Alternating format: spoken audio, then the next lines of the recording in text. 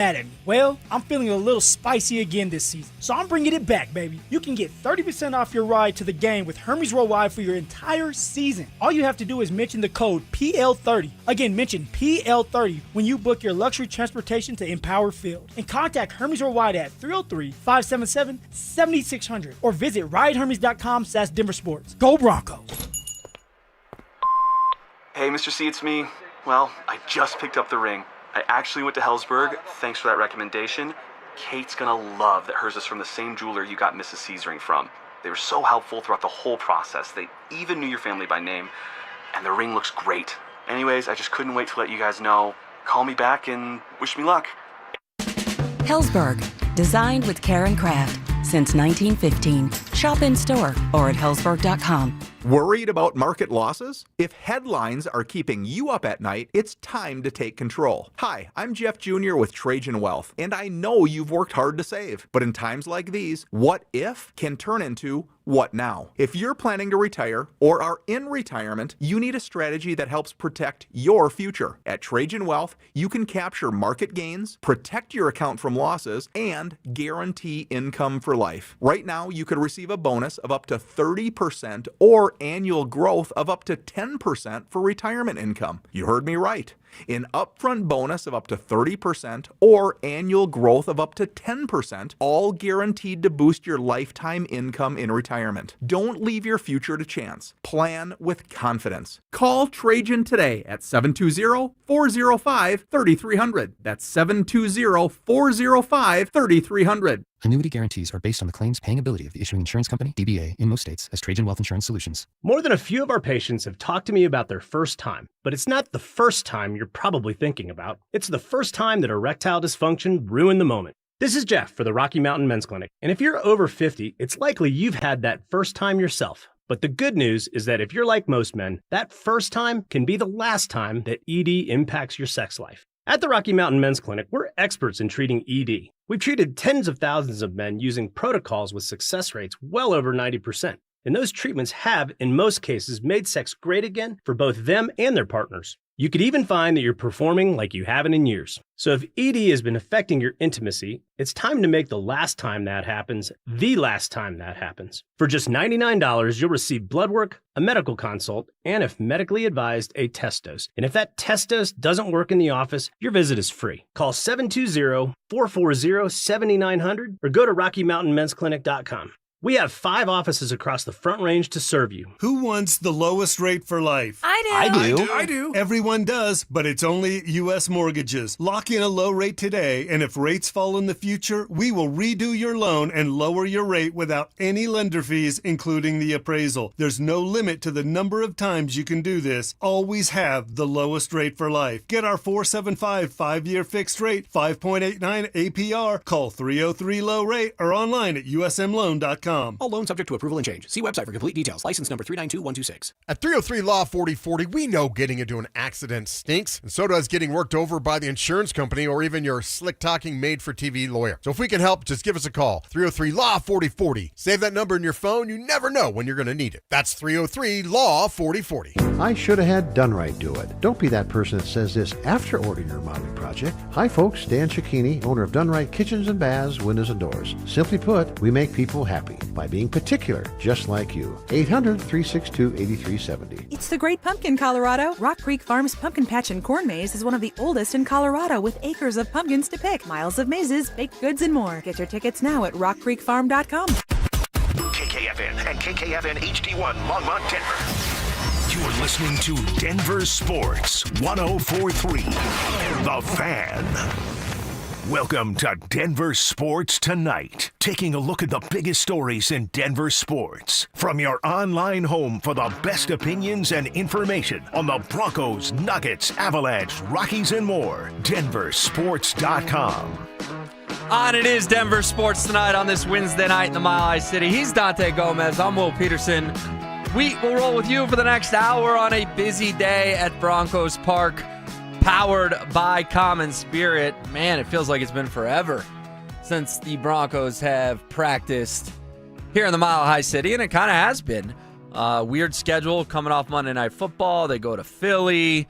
They go to London. They finally get back home. I certainly understand giving them Monday and Tuesday to rest and recover, and then back at it today as the New York Giants will be here on Sunday afternoon. We heard from Sean Payton. We heard from Bo Nix. We heard from Cortland Sutton, Pat Surtain II, Jonathan Cooper, a lot more guys in the locker room as well. Everyone in a good mood, and I will start with Cooper because he made a little bit of Broncos history today, Dante. Wins AFC Defensive Player of the Week, first time in his career, but even more so in a franchise that has won that award 42 times since it was instituted in 1984. First time ever Broncos go back-to-back Defensive Player of the Week in the conference. Pretty darn cool. And also, I'm not going to lie, bit surprising given some of the great defenses they've had over the years. But when Nick Bonito does what he does against the Eagles and then Cooper follows that up against the Jets, you get a little bit of history. The dynamic duo, each of them snagging the award one time. You're going against 15, 16 other teams every week for this award. Happy for Coop. He was excellent, sacking Justin Fields a couple times and then filling up the stat sheet elsewhere. Yeah, super deserving of the award. I thought he looked really good out in that game and, helped the Broncos defense look as dominant as they were. And honestly, I was surprised it hasn't happened in the Broncos history, just knowing the defensive history in this city, going back to the Orange Crush days, the no-fly zone. There's just so many iterations of Broncos' great defenses. So surprised it hasn't happened before, but good for these guys getting it done and making history. Well, and guess where my mind immediately went? Well, they've never gone back-to-back. And you've got pretty mediocre to bad football team coming here this weekend with a couple of rookies. Could they three-peat with the award? I mean, if you hold the New York Giants to 7 or 10 points and Pat Surtain has a pick or two or a pick six, Zach Allen shows up to the sack party with 2.5 sacks.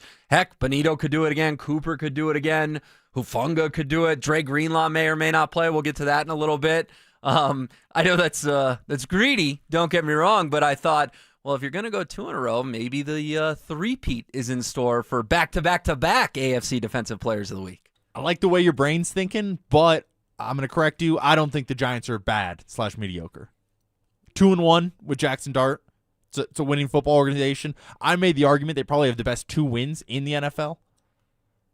Like, if you're going, college football style resume, I think the Giants have been really good since Dart got put in there. So, I don't think that they're going to do their end to be okay. But, yeah, there's no denying it. If Pat Surtain goes out and gets a pick six or something like that, he would be worthy of the award as well. All right. Well, we got to, Well, pump the brakes a little. They're 2-4, and I get Russell Wilson was a big part of the 2-4. But in between the 2 best wins of the year, the Chargers and the Eagles, the Broncos you put it in also quotes beat as the if Eagles. that was fake for the listeners out there. Well, the YouTube viewers will know I put it in quotes because the Broncos also beat the Eagles. So are we I'm doing talking style 2 deep. points? What's that? I'm talking 2 wins deep. Like, what's the Broncos' second best win this year? Yeah, they don't have one. Exactly. Okay, they've beaten the Chargers, they've beaten the Eagles. That's fair.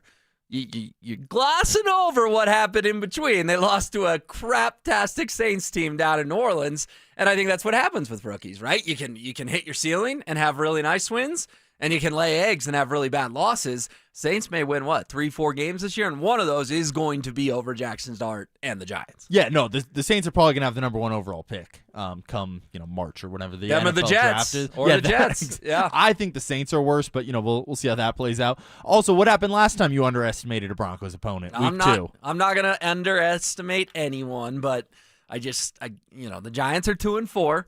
They're 2-1, really. I think it's unfair to have the first 3 games count. Not in terms of the other 52. Like last time I checked, the quarterback doesn't win or lose every single game. They did start 0-3 to begin this year. I get it. They've made a QB change, and no one in this town's gonna say, "Well, Russell Wilson didn't get a fair shake." We're all over Russ. Are you sure not one person? Well, yeah, maybe one, maybe one. But yeah, I don't think top to bottom the Giants are a super duper talented football team. I think they have some intriguing pieces. I'm intrigued by Jackson Dart. I think Cam Scatterboo runs with his hair on fire. Malik Neighbors has also torn his ACL. He's done for the year. They have some nice guys on defense. There's no doubt about it. But I think when it's all said and done, Dante, the Giants are going to be 6-11, 7-10, somewhere in that ballpark. I think that's fair, but I think that's better than what most people had them at.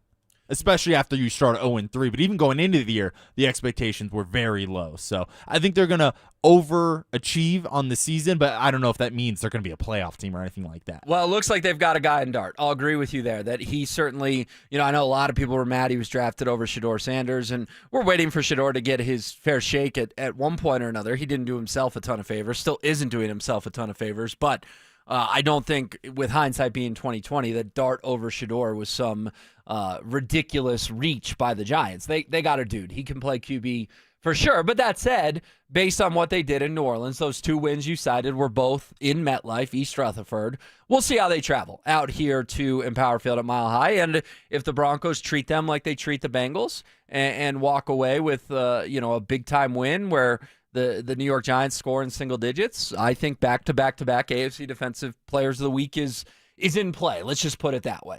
It wouldn't stun you if come 1 week from today, you're talking about back-to-back Defensive Players of the Week. No, absolutely not. But they're going to have to go out and do something in terms of, someone getting 2 sacks or, like I said, or like you said, a Pat Surtain pick 6, or maybe just 2 interceptions in general. I think they're going to have to go out and earn it, and I don't think the Giants are just going to hand them this kind of award. All right, we'll see about it. We'll get into that as the program goes on, and certainly in the next couple of days as Broncos and Giants begins to creep up on us.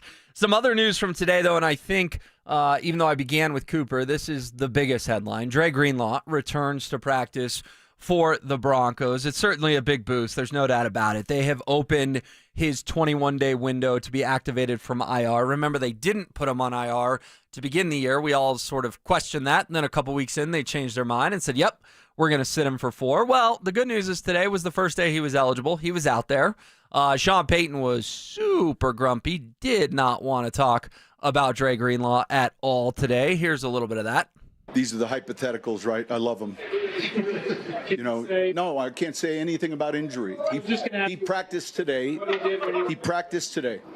He's been working out, he's been rehabbing, and today was a good day. He practiced today. Reminded me of the infamous Miami. What's the question? From Sean, same reporter, our guy Chris Thomason from the Denver Gazette. But, can't say anything about injuries. Well, the good news is PS2 did say something about the injury and said that Dre looked really good out there today. Malcolm Roach came eligible last week, played last weekend against the Jets. I'm pinning you down a little bit here, but just a gut reaction, gut feeling based on some of the reports coming out of Broncos Park powered by Common Spirit. Do you think Dre Greenlaw can get out there on Sunday against the Giants? I do. I almost expect it at this point. Full participant in practice, and he's just sat out for so long that it feels like they were building up for something, and I don't think they would have him out at practice if he wasn't 100% or dang near 100%. So I think that's the kind of version we're getting of him. How long that lasts, I think, TBD. We'll see on that. Optimistically, I hope he just, plays every game from here on out. But given his history, I don't know how realistic that is. But I expect him to see him out there on Sunday. Maybe a bit of a pitch count or snap count for him. But I expect him to go out there and be the version of him that we expected. The loud Dre Greenlaw, where he's hitting guys, where it's like, oof, that was like Dre Greenlaw and Cam Scadaboo, in a tunnel going one-on-one like that. Yeah. That's some good football we should be seeing. You're right. That would be fun. That's the old, and I'm going to butcher it, but isn't there like a Newton law, something about a immovable object and a force or something or another? I think it's like an object at rest will stay at rest, and an object in motion will stay in motion. Something like There's that. something about immovable. I'll Google it. Maybe the text line can help Well, us there's out. the famous thing of like the immovable object versus the unstoppable force. There you go. That's Dre Greenlaw versus Cam. I don't think that was Newton, but that's something. Ooh, I think that was Newton. As a proud graduate of Isaac Newton Middle School, I should know my Newton's laws. Real quick, just minor thing. The Broncos did list him as limited, Dante, not as full today. So the official injury report has him as limited, but I'm with you. Roach was listed as limited early on last week, and then he got to full, and then he played. I think Greenlaw is going to play on Sunday. I think they're ready to see him, ready to start to get some ROI, gave him a big contract, and they took a chance on him. I mean, we've outlined it plenty. They took a chance on Hufanga. He has certainly lived up to every penny thus far.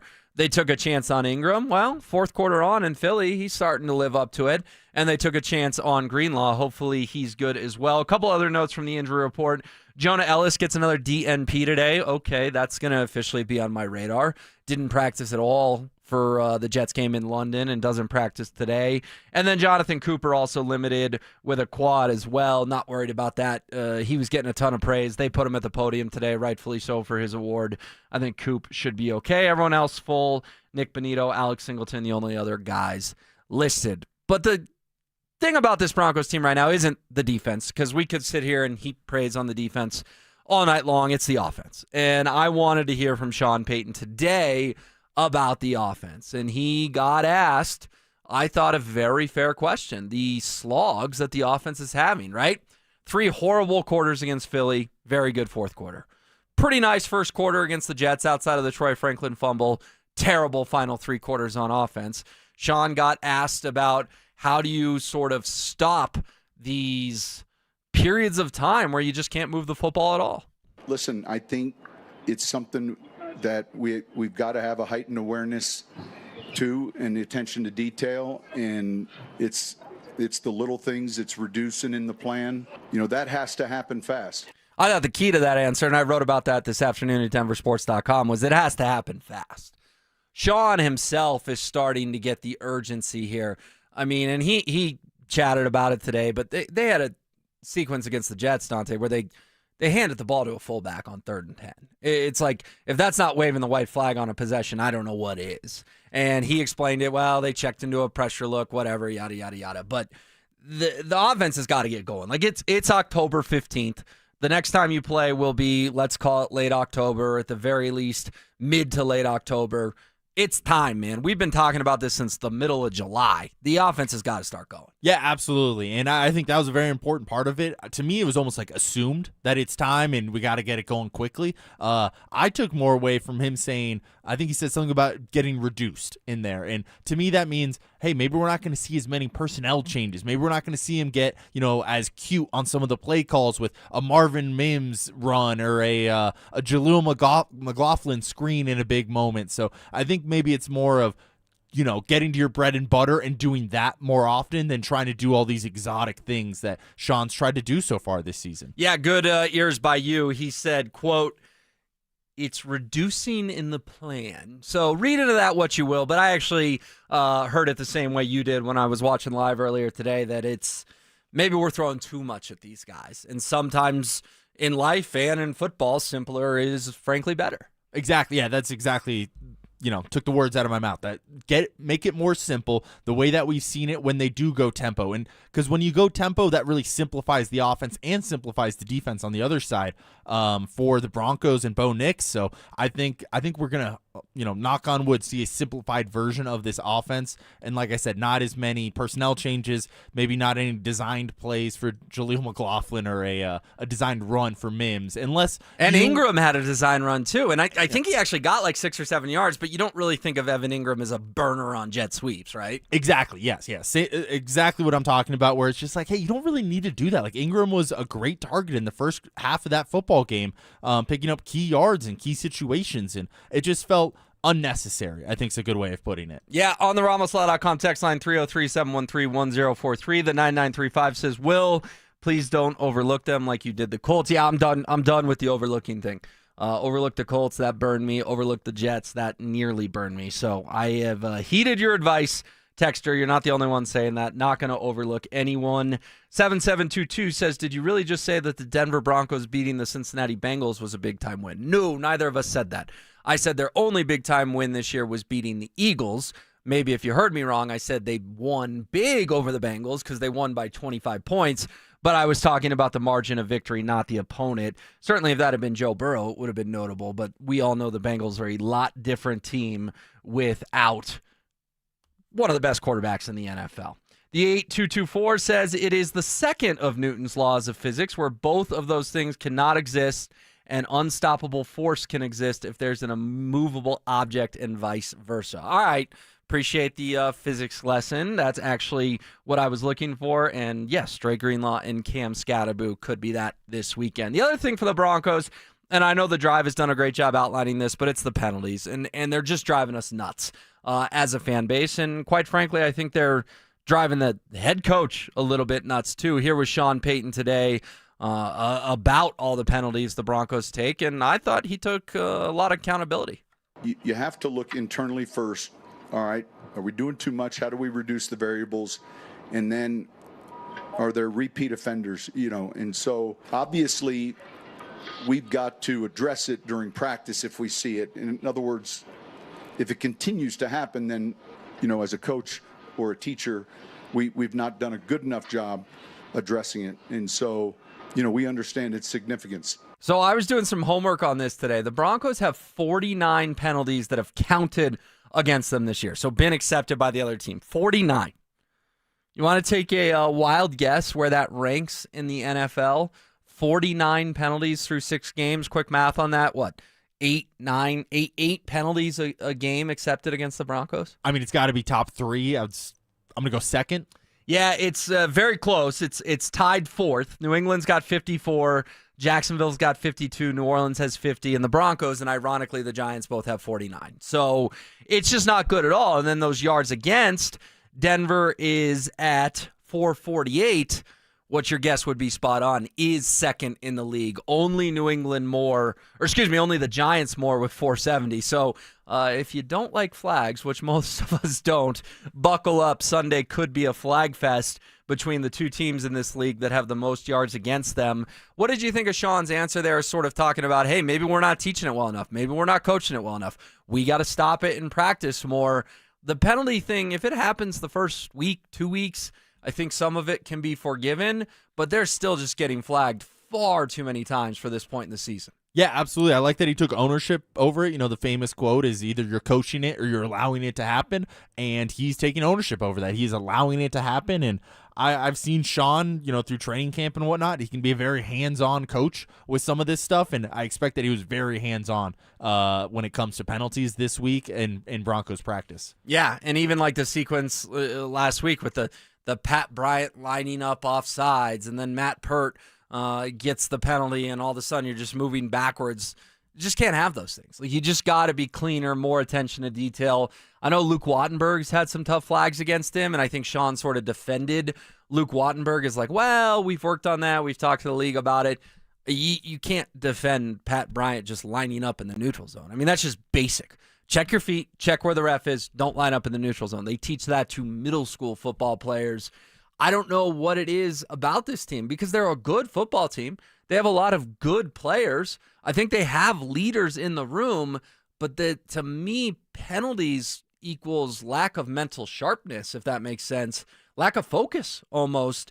And I don't have a good answer for it. And I'm sure it's making Sean pull his hair out when he's watching some of this tape. Yeah, absolutely. I think it's just, some of the small details. Like you said, Pat Bryant lining up in the neutral zone. You just can't have that. And I get it, he's a rookie, but if you're going to have him out there on Sundays for an NFL game, he's got to be prepared for those kinds of things. He's got to know to check those, they're just such very avoidable mistakes. I think that's the best way to put it. If you're holding, I get it. Like, holding's not great, but it happens. It probably happens all the time. People say it happens on every single play. So that one to me is a little more excusable. There's some penalties that are more excusable, but the Broncos are doing the easy ones, the very avoidable versions of them, where it's like, hey, we can't be doing this, plus having the regular holding calls and the DPIs and that kind of stuff. That stuff's a little more, in-game flow happens. Sometimes refs call it, sometimes refs don't. I'm a little more relaxed on those kinds of penalties. Well, and I love your word avoidable. I think that's just the perfect word to describe, 70% of these Broncos penalties. If guys are getting flagged for playing overly aggressive, listen, I don't want it to be like Kareem Jackson was a couple years ago where it was headhunting and he's getting ejected and he's getting suspended. But, if you're getting flagged here and there for just making a tough-nosed football play, I can live with it. I can't live with the mental lapses. The last thing I want to hit on in this segment was the tempo. And Anilo and I talked about that last night, how it felt like the Broncos were better against the Jets with tempo. Felt like they used it a lot in the first quarter and then kind of went away from it. Sean Payton got asked today about that up-tempo offense since it seems his quarterback Bo Nix thrives in it and the offense just looks more fluid. Here's what he said. Look, a lot of it is dependent on what personnel we're in, what do we want to get to. Yeah, I think it's always part of our plan. And then, getting into it, whether it's run or pass, is there's a list right in front of me. It's just a matter of, where we're at field position-wise and what we're trying to accomplish. Okay, so he says it's part of the plan, but here's what I want everyone to listen to. This is the follow-up question. Why did you get away from the tempo? Sean's answer is fascinating. I can't recall that we went away, meaning, there are times when, like the touchdown was kind of a up-tempo play. So, we'll use it each week where we see fit. Oh my gosh, I just crack up at that. I can't recall that we went away. And then his example is the touchdown, the only one of the day, that happened in the first quarter, which they ran with tempo. Because if you're watching the game clock, there's like 20 seconds on it, and there's 40 seconds on the play clock. You're sitting there going, all right, end of the first quarter, I'm going to go get another cup of coffee, fire up breakfast, whatever. They get to the line, 3-4 seconds to go, snap the ball, 1-2 seconds on the clock. Well-designed play, Nate Atkins wide open for the touchdown. That was the very last play of the first quarter to put the Broncos up 10-6 after one. It just cracks me up that he says, I can't recall we got away from it. Well, to everyone and their brother watching, you clearly did get away from it. And then your example is, well, we were tempo on the touchdown. Yeah, we all know you were tempo on the touchdown because that's when your offense looked the best the first quarter, not when it fell apart the last three quarters. I just thought that was funny that Sean himself either didn't know it or more likely didn't want to acknowledge that, yes, my offense was stuck in the mud because I stopped with the tempo. Yeah, and I kind of get not exactly where he's coming from, but you can't go tempo all the time, especially with an all-time great defense. You want to try to get, sustained drives and keep your defense off the field so then when they are on the field, they can be at their best. So I get that you can't always do tempo. And especially, I think Sean, where it gets a little muddy is when he's always doing these, like line shifts, basically, on the offense, where he's subbing in 3-4 different guys per play. That's when you really slow it down because that gives the opposing team a chance to make a substitution themselves. So I think that's more the issue. I don't blame him for getting away from tempo at certain points in the game. Like I said, we saw the classic example of Chip Kelly when he was with the Eagles. It works for a little bit, but if that's your bread and butter, I don't know how sustainable that is. Sure, and I think that's a fair point that because A, your offense is going to get worn out, B, your defense is going to get worn out if they're not getting long breaks in between series, and C, yes, the opposing defense can adjust at some point. If tempo was the golden secret to football, then every team at every level would run it for 60 minutes every game. I get all that. But there's such a line in the sand with this football team of what works and what doesn't. What did they do in the fourth quarter in Philly? They finally went tempo. They had a sense of urgency. They were down 17-3. They came out against the Jets, looked good, looked fast, looked hungry, and then it just came to a screeching, grinding halt. I mean, think about watching that football game from 8:15 on Sunday morning. It was rough. It was like, when does red zone start? I want to escape with a win. I'm glad they escaped with a win, but I'm ready for a little Scott Hansen in my life. And 7 football games give me some entertainment. I mean, if you partied late into Saturday night and you woke up on Sunday not feeling so hot, you were ready for a nap after the last 3 quarters of that football game. And just find it funny that the head coach didn't really acknowledge. Again, I don't think he didn't know, but he didn't acknowledge that, yeah, our offense was pretty brutal once we stopped going tempo. Yeah, no, and I get it. I don't think he's going to say how he truly feels about it, which is that tempo is great, but it's not the key to everything. Like you said, if tempo was that great, every team would do it all the time. It's just not sustainable, and I think this Broncos team is built to rely on the run game and the defense, which does not really lean itself into going tempo and the air raid kind of offense. So I think it's just not what's best for this team, in all 4 quarters. They kind of had to do it. The game dictated it for them in Philly when they had success, but I don't think you can come out the gate and do that for all 60 minutes. Okay, so what does the quarterback, Bo Nix, think about being in the no huddle? Plus, Bo was asked about being too hard on himself. I think we've all sort of felt that through 6 games this year. You'll hear from QB1 next. Do the Broncos need some accountability on offense? Who's holding Sean accountable? Like I'm being serious. Today, who's sitting down in Sean Payton's office and going, sit down, man, we need to talk? Because if he thinks everybody's going to be all good because they won the football game, sure, that is the most important part. But the way it looked, somebody needs to be holding Sean Payton accountable. Denver Sports 104.3. The Fan. Hey guys, Mark Schlereth here from my friends at Xfinity, and the other day I'm over at a friend's place. He's pumped to watch football, but his setup, total mess. Lagging, buffering, switching between apps, trying to find a game. He claimed to be a big fan, but I feel like I was being fan-fished. See, if you call yourself a football fan, you gotta have Xfinity. It's the ultimate sports destination. I can find the best games and my favorite teams all in one place. And the way I watch, well, it's next level. It's the perfect fan flex. I've got all the action right in my living room, plus Xfinity's best picture and sound with enhanced 4K, so clear it feels like I'm in the stadium. Sometimes I've got 4 games going on at once. Why? Because why not? On top of that, I get real-time notifications, live stats right on my TV. It's the best seat in the house every single time. Next game day, make sure that big fan isn't a big fail. Learn more at Xfinity.com. Xfinity, imagine that. Restrictions apply. Multi-view requires Xfinity 4K cable TV box.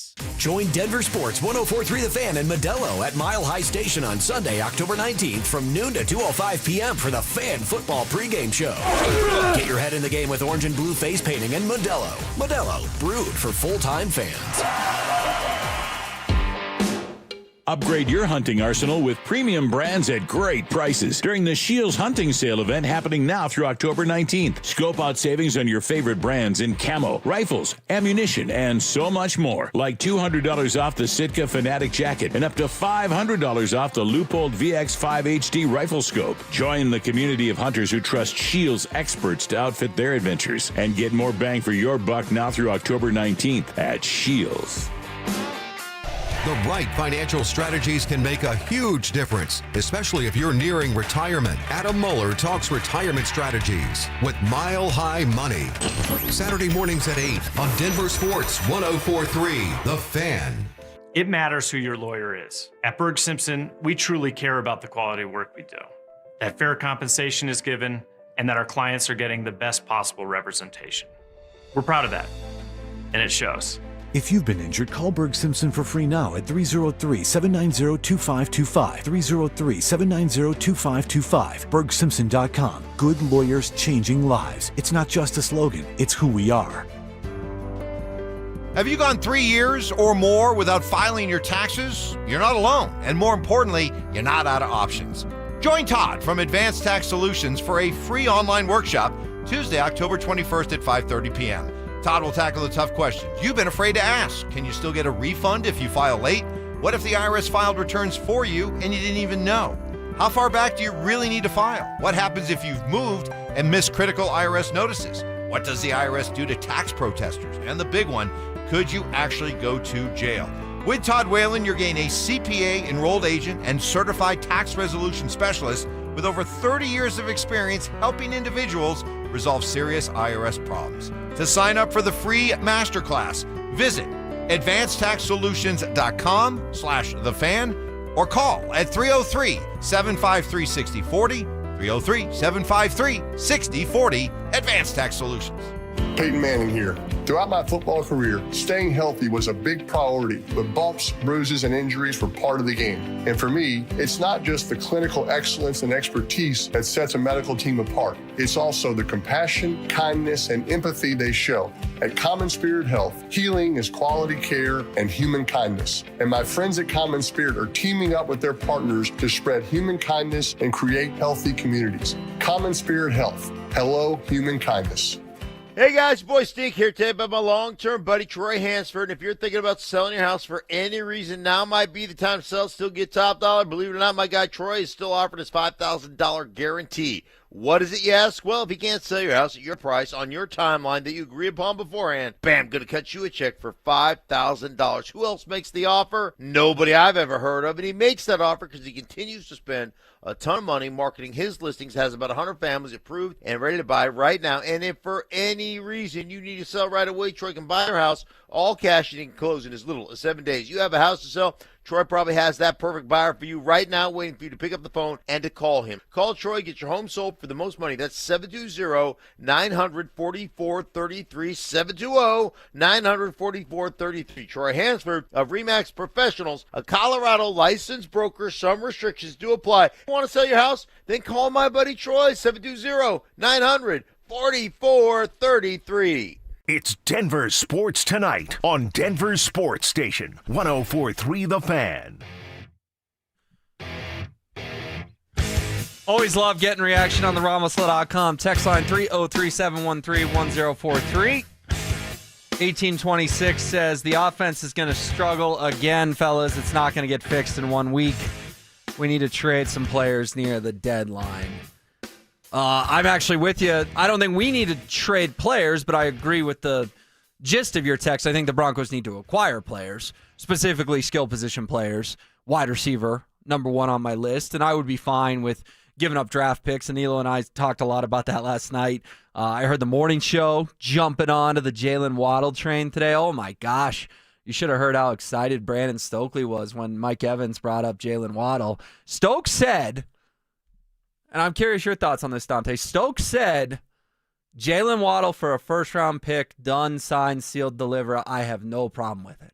He's that high on Mr. Waddle, he would give up the Broncos' first-round pick to acquire him. I'm not even sure it would cost that much. That's certainly not where I would start if I was Sean Payton and George Payton. But listen, Stoke played receiver in this league for a long, long time. I trust him as much as anyone at the station when it comes to evaluating that position, and his eyes lit up when the name Jalen Waddle was brought to his attention this morning. I like Jalen Waddle a lot. I'm not giving up a first-round pick for him, though. And I'm with you. I don't think it would cost that. You could probably get it done for a second or maybe a third and a fifth or something like that if you want to combo a couple picks together to get kind of the equivalent of a second-round pick. I think he'd fit great here. I think he does something that Courtland Sutton doesn't really do, that Troy Franklin doesn't really do. They're very different kinds of wide receivers. So I think he'd fit in great here. I don't know. I just don't know if Sean Payton's not that type of guy usually. Usually he doesn't spend the big free agency money on a wide receiver. Usually he doesn't make the big trade on a wide receiver. Typically, I mean, from what I've seen at least, it feels like he invests more in the defense than anything. And he loves to draft and develop at that position. You're right about that. He did that a lot in New Orleans. He's tried to do it here. You know, Mims and Franklin and Bryant. Guy even like Devon Vele, who he traded to the Saints for a couple of picks. But maybe this will be the year he pulls the trigger on a big trade. He did sign off on paying Courtland Sutton big money this offseason, though. So he made it clear that he wants Sutton to more or less finish his career with the Broncos. The 6453 says, right, holding is on every play. How do the Chiefs get away with no penalties in a whole game?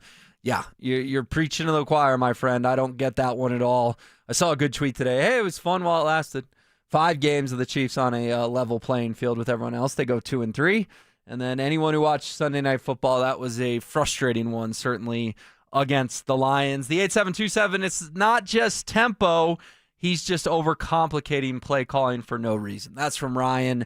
Ryan, appreciate you putting your name on it. Yeah, I mean, I think Ryan's onto something. It's not just tempo. I think tempo's part of it, but Dante, I thought, made a lot of great points of, you know, we're just trying to get too cute at times in this Broncos offense, but I think no huddle can help solve it. And Bo Nix got asked today about what he likes going no huddle. I just like it because it gets the defense off balance. They, don't have many calls that they can get to when you go quick, and we just play well from quick game and getting to the ball, seeing what they're in, just finding answers and going. I think it's just tough on defenses. It always has been. I think that's the biggest reason is because it limits what a defense can do. You're more attacking them instead of letting them, sit back and attack you. So I think it's worked well when we've done it, and so I'm sure we'll continue to do it. I mean, come on. How can you not listen to 34 seconds of Bo Nix raving about no huddle and take away this guy wants to go no huddle? I mean, he talks about it makes it easier to attack the defense. I love doing it. We're going to continue to do it. It keeps them on their heels. Bo Nix says a lot of words. I don't know if he says a lot of meaningful words in the sense of, I think he's smart, but I also think he's got some cliches in him when he gets in front of a hot microphone. I didn't think there were any cliches in there. I'm taking a lot of stock in what Bo Nix just told us. He likes going no huddle. I promise you he's expressed that to Sean privately, and he did it publicly today in front of the media, knowing that quote would make it to the airwaves, make it in the newspaper, etc. Yeah, absolutely. That was not cliches. That was not him just talking just to talk, which, we've seen a lot of, quarterback speak in the NFL. I think he likes it, but I think what he likes about it is kind of what I was trying to get at in terms of reduce and what Sean Payton spoke about in terms of reducing. It's more about knowing what the defense is throwing at you, and when you're in a no huddle or you're in hurry up, the defense is very simple. There's only a few calls they can get into. There's only a few coverages they're going to throw at you. They're probably not going to throw any exotic blitzes at you, exotic coverages or anything like that at you. So I think that's more what he's getting at. But I think there's ways to get that done without necessarily going no huddle all the time. To me, it's more about just less substitutions throughout the game. And Sean Payton kind of hinted at it, and let's see if he follows through on that on Sunday. Yeah, no, I think that's fair as well. That it's not only going quick, but it's going simpler, for sure. Bo Nix also today, I thought another great sort of revealing, thoughtful answer from the Broncos QB. I don't think, and this is just my opinion, I'd be curious what other folks check in on this. I don't think Bo Nix looks like he's having a ton of fun this year. I thought Bo Nix last year played with a lot of joy. Played with a lot of passion. We all know the gif of him staring down the Raiders guy in Las Vegas with the eyes that look like they could see through your body. I thought Bo played with swagger last year, confidence, joy, all the above. Haven't seen a ton of that in 6 games. Seen it in spurts here and there. I don't think he's necessarily in a sophomore slump full-blown, but I think he's in a little bit of a sophomore slump a third of the way through this season, and is he being too hard on himself? QB1 got asked about that this afternoon at Broncos Park, powered by Common Spirit. Well, you just got to hold the highest standard yourself, and do the best you can to be as great as you can be. And to me, it's not letting guys like Court and the O-line and all those guys down. They've been working hard for a long time. It's my job to go out there and do my job and execute at a high level, and not let them down. So I'm motivated, by a lot of reasons. Don't let the team down. Do whatever I can to help this team win, but also, I hold myself to a high standard, and I just think that goes a long way. But there's also times, you get away from football and catch your breath, take a break, and then when you get back to it, you're going full speed. Bo went on to talk about how he's tough on himself and he thinks it's how he grew up. Said it was how I was raised. My dad was my coach, so he was tough on me, and it kind of continued. Continuing a quote, I hate making mistakes. I hate not doing the correct thing and can be tough on myself, but at the same time, I give myself some grace too and just move on and go to the next play. Sure, I'm going to make another mistake, and I'll have to fix that when it happens. It's the routine ones that I should hit that I probably get the most irritated about, but next time I'll just have to hit them and move on. Has Bo Nix been too hard on himself this year, Dante? Has that joy been a little zapped out of his game as you watch the Broncos every Sunday? I think he has been too hard on himself, but I think all the great quarterbacks are kind of hard on themselves. Brady talks about, some of the small misses he has and how, perfection it needs to be. And same with Peyton Manning. Same thing. I mean, Stokely's told many stories about Manning getting on guys in practice. So I think all the greats are very hard on themselves and hold themselves to a very high standard, which I don't want Bo Nix to get rid of that. I want him to have a high standard for himself. And I think losing the joy for it, I think I don't know if this is, more like philosophical, but I feel like the older you get in the NFL, you kind of realize, hey, this isn't a game anymore. Like, this is my job. And Phil's talked about how, the best memories in football when you're playing on Friday nights with your high school and your buddies. And then once you get to the NFL, it's just very, rigid, and it's all kinds of different guys and situations, providing for their families and whatnot. There's just an extra seriousness that comes along with NFL football. And I think a lot of guys kind of lose that love and joy for football as their career goes on. I think it's a job, right? I think that's what you're hitting at there, is that it's their profession now. And it's a lot easier when you're in high school to just be like, yeah, I'm really good at this game, and I go out there and I have a blast, and then I go hang out with my friends. And then I go to class. And then you get to college, and yeah, it's becoming more and more of a job, especially with NIL and all that. But still, you're the big man on campus. You're the top dog. Look at Johnny Manziel. I think it's a lot of fun to be number one QB at a big-time university, especially if you're winning. And I know Bo Nix didn't win national titles at Auburn and Oregon, but he won a lot of football games for both those two schools. I'm sure Bo Nix had a lot of fun in college. And then he gets here, and he sort of carries that joy over into his rookie year. And then Sean Payton's got to go tell everyone he's going to be a top 5 QB in the league soon.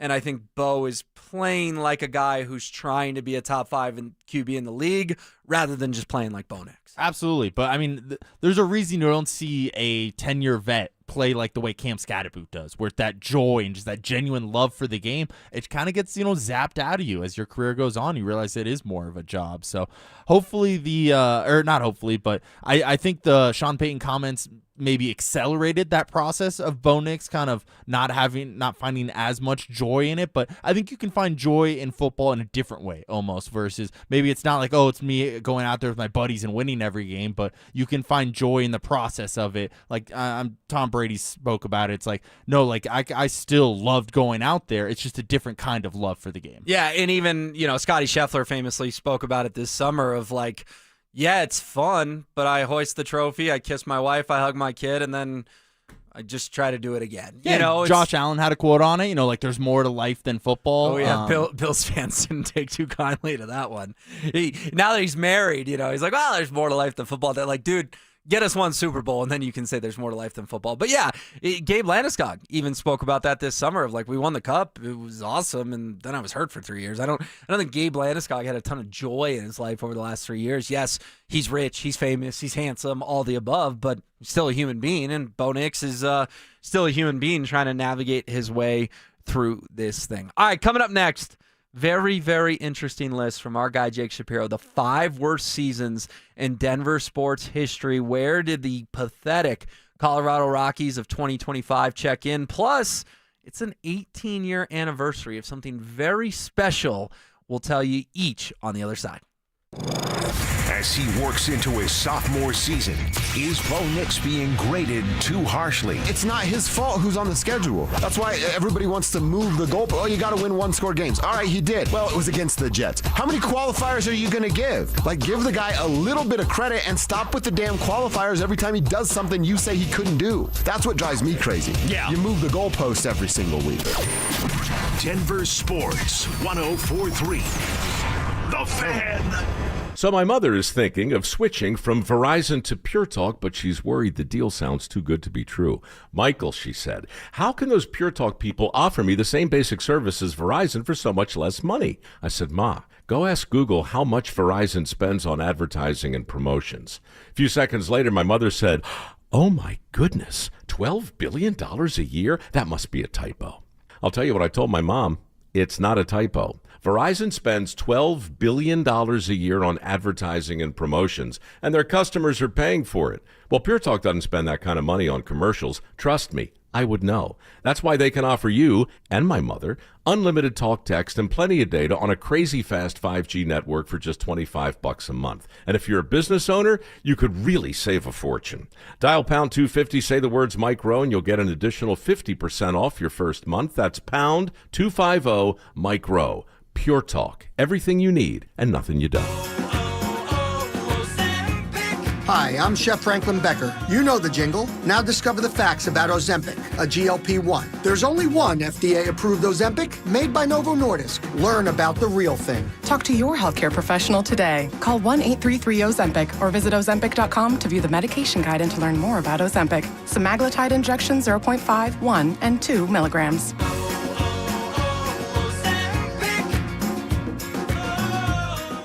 With the new IHOP value menu, $6 is all it takes to go to your happy plates, where stacks of pancakes with bacon and eggs are just $6 every day. French toast, sausage, and eggs are, you guessed it, $6. And fluffy omelets come with a side of pancakes and only cost $6.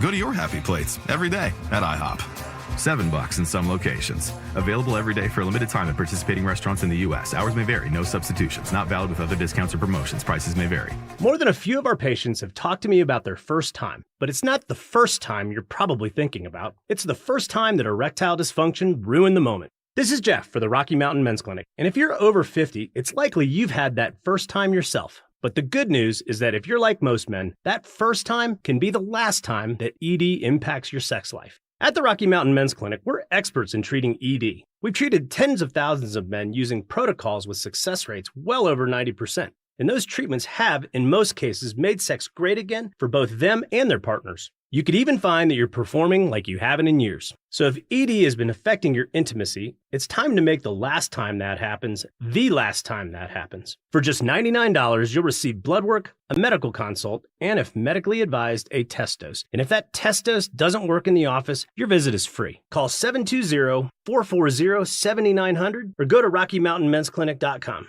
We have 5 offices across the Front Range to serve you. Your air duct cleaning experts, Ductworks. Hey guys, Mark Schlereth here. Fall has arrived, which makes now the perfect time to call your air duct cleaning experts, Ductworks, at 303-425-0985. Ductworks' complete ventilation cleaning packages scrapes and vacuums every inch of your system, removing dirt, dust, and debris other companies leave behind. Here's why that matters. Your heating system kicks on in the fall. Dirty ducts can reduce efficiency, raise your energy bills, push dust into your home's air. A professional cleaning now helps your furnace run better, last longer, and keep your family breathing cleaner air. Don't wait until the first cold snap when everyone else is scrambling. Get ahead of the rush. Call Ductworks today at 303-425-0985 or visit ductworks.com for your free residential and commercial estimate. Your air duct cleaning experts, Ductworks.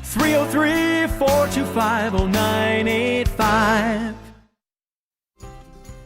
It's the Medicare Advantage annual enrollment period, and Humana knows not everyone has the same needs when picking a Medicare Advantage plan. Now that I'm retired, I want to enjoy the life I've worked hard to build. So I want a plan that covers me when I'm traveling the country.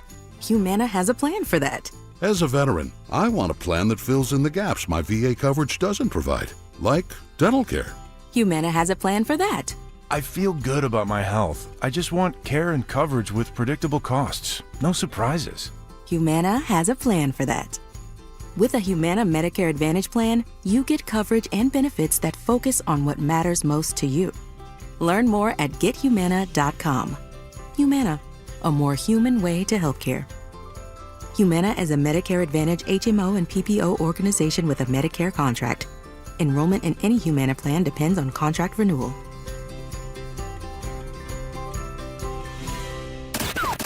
Stay up to date on the Broncos with our 9 News Broncos insider Mike Kliss. Presented by Fitness Gallery. Hear the latest from every practice and every game every single week during football season. Denver Sports 104.3. The Fan. Denver Sports Station 104.3 The Fan.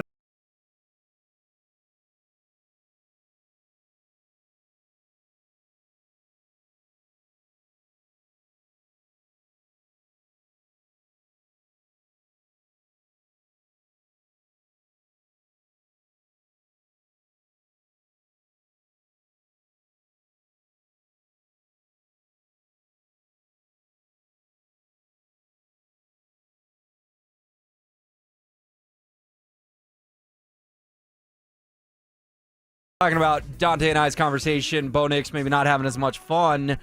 Here would be my retort, 8383. Finding his way. Well, I thought he found his way in October, November, and December last year. Guy looked like he found his way pretty well. He broke records for rookie touchdown passes, 29 or tied it, whatever it was. He threw a ton of touchdown passes. He was top 5 in the league. I think he found his way last year. I think it looks like he's not having as much fun this year. Ozzy chimes in and says, really? When Drew Lock was singing on the sidelines, Denver media crucified him. Now Nix needs to have more fun, pick a lane. Ozzy, I don't think you're wrong. I think there was a lot of people that didn't love Drew Lock's antics, if you will. The rapping, the dancing, the Buzz Lightyearing down there in Houston. But I'm the wrong guy to text that to. I never had a problem with it. I actually like Drew and his personality, if you will. We've had some stale QBs in this town. Stale. And Drew was not stale at all. You want to talk about stale? Trevor Siemian was stale. Drew Lock was not. Drew was fun. So while the point is well received, Ozzy, I was not a Drew Lock hater by any stretch, and I would like to see Bo Nix have some more fun. All right, we don't have a ton of time, so there's 2 things I want to hit on. One, do you know what happened 18 years ago today Dante Gomez, a very notable moment in Denver sports history. I do, but I would not have known if it wasn't for Twitter. Okay. The Rockies won the NLCS over my Arizona Diamondbacks, actually. They did. They brought their brooms to Coors Field. The iconic moment, Troy Tulowitzki across the diamond to Todd Helton. He puts his two hands in the air. Eric Burns, who had talked a lot of smack in that series, gets a face full of dirt to send the Rockies to the World Series, capping off 21 of 22, epicness that was Rocktober, first and only fall classic for that franchise. It's funny you say that. So I'm from Arizona, grew up there, the first 23 years of my life. It's very iconic in my mind, and I can always picture Eric Burns sliding into first base and losing that NLCS right there. Yep. They won that game 6-4. The key to that series was they went down to Arizona and won the first two games, and then got back here and were able to dismiss the Diamondbacks. And I still maintain it. If the Rockies didn't have 9 days off, we may have had a parade. They were the hottest team in baseball. 21 of 22 is unheard of in that sport. And baseball's a rhythm type game, and they just got out of rhythm. I know Clint Hurdle, who was the manager, took them down to Arizona, try to stay in it, but you can't simulate that atmosphere, and they ran into a Red Sox team that just smacked them around. I think it would have been a lot different series had it started 24, 48 hours later and not 9 days off for the Rockies. It came to a screeching halt, Rocktober did. For as great as it was, getting swept in the World Series was obviously disappointing. Yeah, I don't know if they're winning that series, but I'll give it to you. I think it would be a much more competitive series than what we saw. That Red Sox team was good, though. They had some real deal guys on that team. Big Papi, Manny, Dustin Pedroia, Varitek, Mike Lowell. So that was a really good and deep team as well. I would argue probably a better team than the Rockies, but the Rockies were so hot that those probably would have clashed for just a more competitive, maybe 5, 6, 7 game series. Sure, I think that's a fair take, and don't sleep on Matt Holliday and Garrett Atkins and Troy Tulowitzki and Brad Hopp and Willie Tavares and Corey Sullivan and Ryan. I can name the whole roster. I'll stop. Jake Shapiro came up with the 5 worst teams in Denver sports history to sort of flip this thing around based on the 2025 Rockies, who lost 119 games. Want to run through it real quick. He has a tie for 5th, the 1963 and 64 Broncos. Little before my time, but both teams went 2-11-1. Yeah, that wouldn't go over real well in Broncos country today. Number 4, well, Jake's a Rapids guy. He's got a Rapids season in there. They were a pathetic 5-17-12. Number 3, we remember this one well. This 2016-17 Avs had 48 points. Man, they may get 48 points by New Year's with a team this good this season. And people forget that was Jared Bednar's first year. Patrick Waugh had just quit. I give Joe Sakic credit for not firing Bednar. He's made the playoffs every year since. Number 2, this year's Rockies, 43-119, which brings us to the big reveal, the worst team in Denver sports history. Jake has the 97-98 Nuggets, who went 11-71. Got any reaction to that list? No, those are all very good answers for bad teams. I can't say I'm super knowledgeable about all of them. I knew the Nuggets were pretty bad for a while there, so I was expecting them to come up on the list at some point. I think a different list could be fun as well, of maybe worst teams that had high expectations too, because I think a lot of those teams had very low expectations going into it, which almost makes it a worse season in my brain of if they're going to be bad and they're bad, it's whatever. But if you think they're going to be competitive or even good and they end up being bad, to me that's more of the heartbreaking seasons in sports. Sure, but winning 11 games in an NBA season is tough to do. Just like winning 43 games in a Major League Baseball season is tough to do. Fun list. I would encourage people to go check it out at DenverSports.com. The Rapids getting a shout out. Good on Jake for including the, I'm sure the Rapids aren't thrilled they're included, but apparently they had a really bad year in 2023. Can't say I was real tuned into that. Coming up tomorrow, we'll hear from the coordinators down at Broncos Park, powered by Common Spirit. Plus, they've got a really fun celebration planned to honor the Super Bowl 50 team and the late, great Demaryius Thomas. We'll hit you with all that. For Dante, I'm Will. It's DST on the Fan.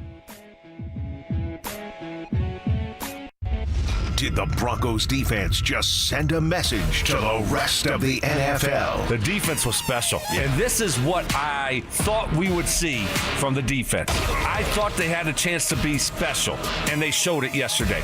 They're sitting at 4-2.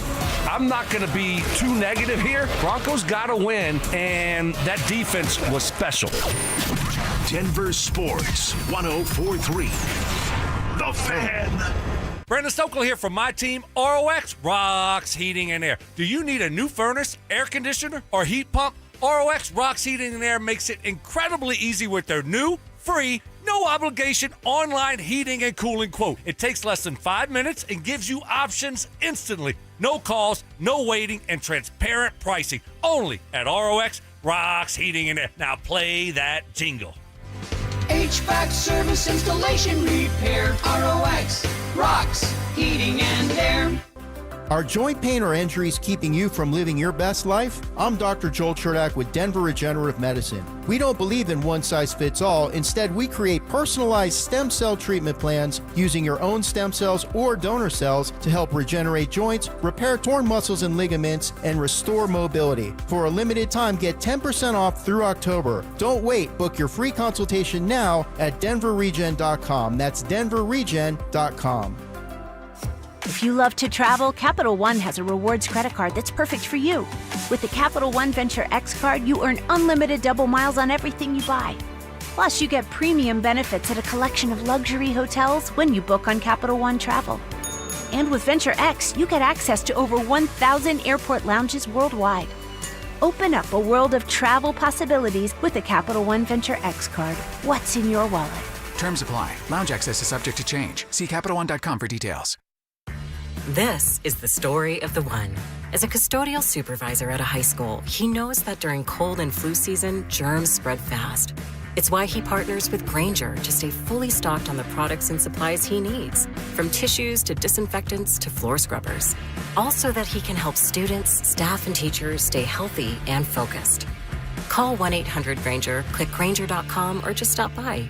Grainger, for the ones who get it done. Hey guys, Mark Schlereth here from my friends at Xfinity, and the other day I'm over at a friend's place. He's pumped to watch football, but his setup, total mess. Lagging, buffering, switching between apps, trying to find a game. He claimed to be a big fan, but I feel like I was being fan-fished. See, if you call yourself a football fan, you gotta have Xfinity. It's the ultimate sports destination. I can find the best games and my favorite teams all in one place. And the way I watch, well, it's next level. It's the perfect fan flex. I've got all the action right in my living room, plus Xfinity's best picture and sound with enhanced 4K, so clear it feels like I'm in the stadium. Sometimes I've got 4 games going on at once. Why? Because why not? On top of that, I get real-time notifications, live stats right on my TV. It's the best seat in the house every single time. Next game day, make sure that big fan isn't a big fail. Learn more at Xfinity.com. Xfinity, imagine that. Restrictions apply. Multi-view requires Xfinity 4K cable TV box. Upgrade your hunting arsenal with premium brands at great prices during the Shields Hunting Sale event happening now through October 19th. Scope out savings on your favorite brands in camo, rifles, ammunition, and so much more. Like $200 off the Sitka Fanatic jacket and up to $500 off the Leupold VX5 HD rifle scope. Join the community of hunters who trust Shields experts to outfit their adventures and get more bang for your buck now through October 19th at Shields.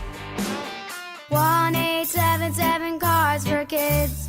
KARS Cards for Kids. Ready to get rid of that old car? Donate it to Cars for Kids. Call 1-877 Cars for Kids to reach a friendly live agent. Donation's super easy, and your car can be picked up as soon as tomorrow. Call us now, 1-877 Cars for Kids. 1-877 Cars for Kids. Donate your car today. Did you know you can donate real estate too?